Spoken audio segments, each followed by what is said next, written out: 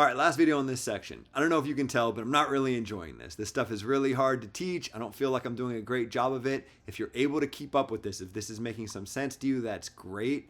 Hopefully I can be a little bit more organized and make this easier to follow in this last example here, this hard example. In this example, we're gonna have another application. So we're again gonna use this function to model something. I'll again let my x-axis denote time and my y-axis denote position. And we have negative time, so I don't know, maybe this is noon right here. And so this would be 1 hour before noon and 2 hours before noon and an hour after noon and 2 hours after noon. I don't know, whatever, it doesn't really matter. And what I'm gonna be modeling is a balloon. Sure, this is ground right here. And at 2 hours before noon, I release a balloon. And the balloon goes up into the air, goes up, up, up, up, up, up, up, and then it gets way up here to a height of 15, I don't know, miles or something, sure. Not sure that's really possible, but I don't really care. And then it stops going up. And in fact, it kind of starts coming back down and comes back down and comes back down and comes back down. And it looks like there's some height, like 7 or so, where it kind of settles in on. It gets a little bit below 7 here, but it sort of looks like eventually it just settles in on a height of 7. Miles above the ground, sure. Maybe it's a weather balloon, I don't know. Anyways, think about f of x, the function that's pictured here, as modeling the height of this weather balloon over time. Maybe I'm interested in when this weather balloon is going up, when it's going down, and when it's kind of paused, in other words, not going up or going down. Well, we kind of just look at our graph and we'll be like, it's definitely going up here. It's getting higher and higher and higher until we get to this point way the heck up here.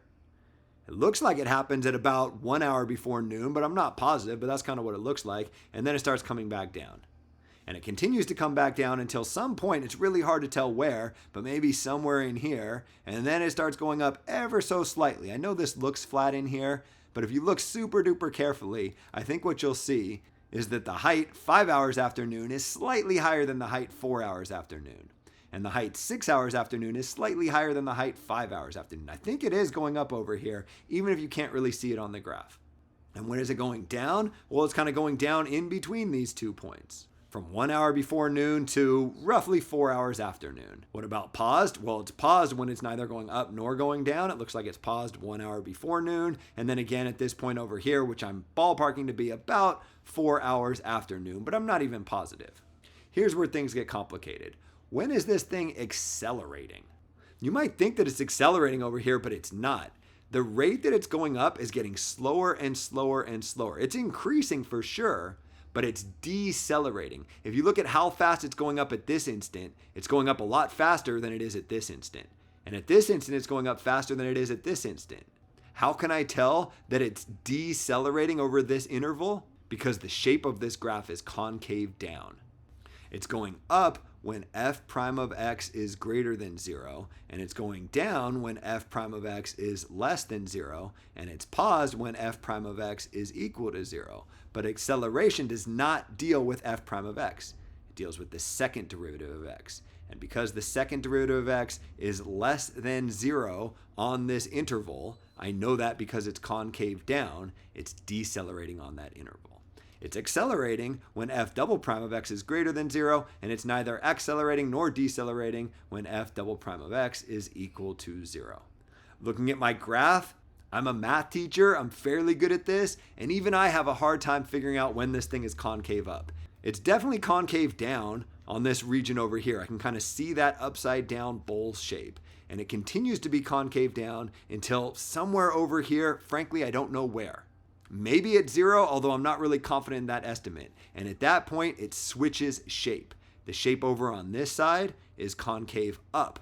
Maybe you can kind of just barely see a right side up bowl over here on this interval. And it continues to be concave up until somewhere over here, I can't really tell where it switches and becomes concave down again. How do I know it switches? This is so close to horizontal, I can't really see any shape in here. Well, it has to switch. Because if it didn't switch, what that would mean is that it was still concave up. And if it was still concave up, that means the rate of change would be increasing. And if it were increasing, that would mean that the slope would be getting bigger and bigger and bigger. But the slope isn't getting bigger and bigger. It's going up ever so slightly here, but it's getting closer and closer to horizontal. So we're going from a positive number to 0.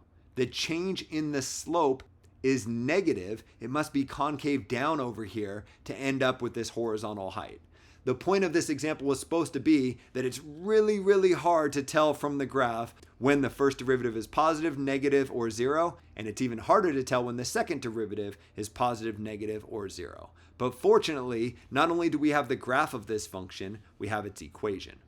So I can figure out all of these things purely algebraically, and that's what I'm going to do in this video. The function that's pictured here is 7 minus x squared minus x minus 5 times e to the negative x power. Kind of a weird looking function. And it's worth pointing out that really this function continues forever in this direction, but I didn't want there to be negative heights with the balloon because the balloon can't be underground, and I thought that might get confusing. So I restricted the graph to only show the positive y's. What I want to figure out is what intervals is my balloon going up, down, accelerating, and decelerating. The way I'll be able to figure out those intervals is I'm going to solve for when my balloon is paused, meaning not going up or down, and when it's neither accelerating nor decelerating. And I'll do that by figuring out the first and second derivatives. So if f of x is this mess, maybe I first figure out f prime of x. Well, let's see, I have two different terms, 7 minus all of this stuff. The derivative of the difference of these two terms is just the difference in the derivatives. The derivative of 7 is just 0, so I can ignore this. I got a product of two things, right? This negative x squared minus x minus 5 and this e to the negative x power. So I got to use my product rule.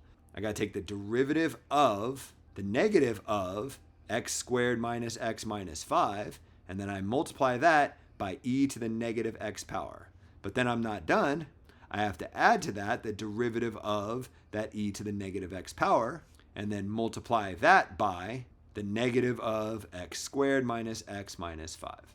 I think I got all my parentheses in the right spot. Let's do some calculus. The derivative of this thing is fairly easy. The negative just hangs out, and then I take the derivative of this polynomial, which is 2x minus 1.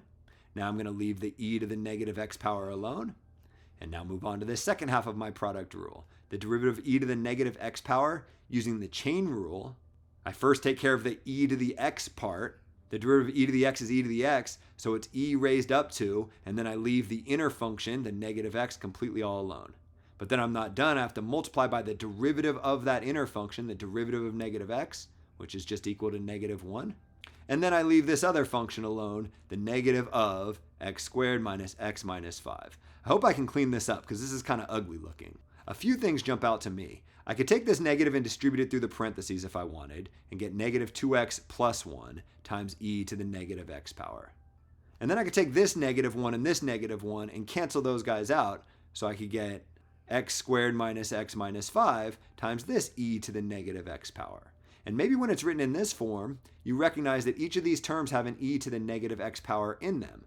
So I can factor out that e to the negative x power, and what that leaves me with is negative 2x plus 1 from here, plus x squared minus x minus 5 from here. The nice thing about all of this is it simplifies pretty nicely. If I combine like terms, I got x squared, and then I got negative 2x minus 1 more x, so minus 3x, and then I got plus 1 and minus 5, so minus 4. My first derivative is equal to this mess, but it simplifies to this mess. What about my second derivative? Well, my second derivative is just the derivative of the derivative, so I just have to take the derivative of this thing. To take the derivative of this thing, I'm going to again use the product rule. Right? I got e to the negative x times x squared minus 3x minus 4. So I first take the derivative of e to the negative x, which is e to the negative x times negative 1, or negative e to the negative x. And then I leave the second thing, the x squared minus 3x minus 4, completely alone. But then I'm not done. I have to add to that the derivative of the x squared minus 3x minus 4, which is 2x minus 3, times the first thing, the e to the negative x, left completely alone. Here's my second derivative using the product rule, not showing all my work. Just like I simplified my first derivative, I'm going to simplify my second derivative by recognizing that each of these terms have an e to the negative x in them. And maybe to make the signs of things work out really nicely, I'll factor out negative e to the negative x. What that leaves me with on this side is x squared minus 3x minus 4. And what that leaves me with on this side is I'm pulling out this e to the negative x. That goes out here. But I'm also pulling out a negative 1 from both of these terms. So the 2x turns into negative 2x, and the negative 3 turns into positive 3. Finally, I combine like terms to get that the second derivative is negative e to the negative x power times x squared minus 5x minus 1. I have my first derivative, I have my second derivative, I can answer all of these different questions. First question, when is my balloon going up? That's happening when my first derivative is greater than 0. My first derivative is this mess, I just have to figure out when this mess is greater than 0. That's pretty challenging, but maybe it's easier to first figure out when this mess is equal to 0. It's equal to 0 when my balloon is paused. So I need to solve e to the negative x power times x squared minus 3x minus 4 equals 0. The good news is I have something times something equals 0. So that can only happen if e to the negative x equals 0 or if x squared minus 3x minus 4 equals 0. Good news, e to the negative x can never be equal to 0. Why? Because e is a positive number, and there's nothing you can raise a positive number up to make it equal to 0. You're like, yeah, what about like 0? No, e to the 0 power is equal to 1. There's nothing you can raise a positive number up to make it equal to 0. There's no solutions over on this side. So my only solutions are going to come from over here. X squared minus 3x minus 4 equals 0. Conveniently, this factors. It factors as x minus 4 times x plus 1. So I get solutions when x equals 4 or when x equals negative 1. My balloon is paused 4 hours after noon and 1 hour before noon, just as we kind of suspected at this point here and at this point right here. When is my balloon going up and when is it going down? Well, clearly it's going up to the left of negative 1, and it's going down between negative 1 and positive 4, and it's going up ever so slightly to the right of 4. But what if you didn't have the graph? How else could you come to those conclusions? Well, you would make a sign line. We would put negative 1 and positive 4 on a number line and divide all of our numbers up into 3 different regions according to those 2 solutions. I like to call the far left region, region 1, the middle region, region 2, and the third region, region 3. And all I have to do is test the first derivative in each of these 3 regions. If the first derivative is negative at any point in region 1, then the first derivative is negative at all points in region 1. So let's test f prime of, pick any number you want in region 1, maybe negative 2, anything that's less than negative 1. F prime of negative 2. Well, here's f prime of x, so f prime of negative 2 would be e raised up to the negative 2 power, in other words, e squared, times negative 2 squared minus 3 times negative 2 minus 4. I don't need to know what value this thing is. I just need to know whether it's negative or positive. E squared is definitely a positive number. Negative 2 squared is positive 4. Negative 3 times negative 2 is positive 6. And 4 plus 6 minus 4 is going to be a positive number. A positive number times a positive number is going to be a positive number. So f prime of negative 2 is a positive number. Since negative 2 is in region 1, that means f prime of x is greater than 0 for all numbers in region 1. What about region 2? For region 2, you pick any number that's in region 2. So any number between negative 1 and 4, maybe f prime of 0. Well, plugging 0 into my first derivative gives me e to the negative 0 power times 0 squared minus 3 times 0 minus 4. And it's up to me to figure out whether this is negative or positive. E to the 0 power is equal to 1. 0 squared minus 3 times 0 times negative 4 is negative 4. I got 1 times negative 4. I get negative 4. Negative 4 is a negative number. What that means is f prime of 0 is a negative number. What that means is f prime of x is a negative number for all numbers in region 2. Finally, region 3, I test any number that I want out here in region 3. Maybe f prime of 5, for example. I get e to the negative 5th power times 5 squared minus 3 times 5 minus 4. E to the negative 5th power is not something that I know, but it's worth pointing out that that's positive because negative exponents just mean take the reciprocal. So this is 1 over e to the 5th power. E to the 5th power is positive. 1 divided by a positive number is positive. E to the negative 5th is some positive number. I don't care what it is because I'm taking that positive number and I'm multiplying it by another positive number. 25 minus 15 minus 4 is also a positive number. A positive times a positive is positive, so f prime of 5 is greater than 0. The first derivative is positive at x equals 5, so the first derivative is positive at all numbers in region 3. So the balloon is moving up. In other words, the position is increasing when the first derivative is greater than 0, which happens in regions 1 and regions 3. In other words, when x is between negative infinity and negative 1, and again when x is between 4 and infinity. And the balloon is moving down. In other words, the position is decreasing when the first derivative is less than 0, which happens when x is between negative 1 and positive 4. What about concave up and concave down? Well, I consider the second derivative here, and I just need to know when this thing is greater than 0 and less than 0. And again, like I did up here, the easiest way to figure it out will be to first figure out when it's equal to 0. To figure out when it's equal to 0, I need to solve the equation f double prime of x equals 0. So I need to know when negative e to the negative x power times x squared minus 5x minus 1 is equal to 0. That happens when negative e to the negative x equals 0, and it also happens when x squared minus 5x minus 1 equals 0. There's no solutions over here because there's nothing that we can raise this number up to make it equal to 0. But over here I do have solutions. Unfortunately, they're a little bit hard to come by. This thing doesn't factor very nicely, but maybe I could use my quadratic formula, and I could say that my solutions here are x equals negative b, so the negative of negative 5, plus or minus the square root of b squared, so negative 5 squared, minus 4 times a, which is 1, times c, which is negative 1, all divided by 2 times a, which is again equal to 1. Let's see if this thing simplifies. I got 5 plus or minus the square root of 25 minus 4 times 1 times negative 1. So minus negative 4, in other words, plus 4. 25 plus 4 is 29. 5 plus or minus the square root of 29 divided by 2. Well, the square root of 29 is a little bit more than 5 because the square root of 25 is exactly 5. So 5 plus a little bit more than 5 is a little bit more than 10, and a little bit more than 10 divided by 2 is a little bit more than 5.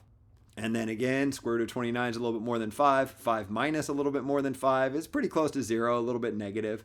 And a number that's close to 0 divided by 2 is pretty close to 0. I get two solutions. They're roughly 5 and 0. Technically, they're a tiny bit less than 0 and a tiny bit more than 5. Facts that I never could have figured out unless I solved this thing algebraically.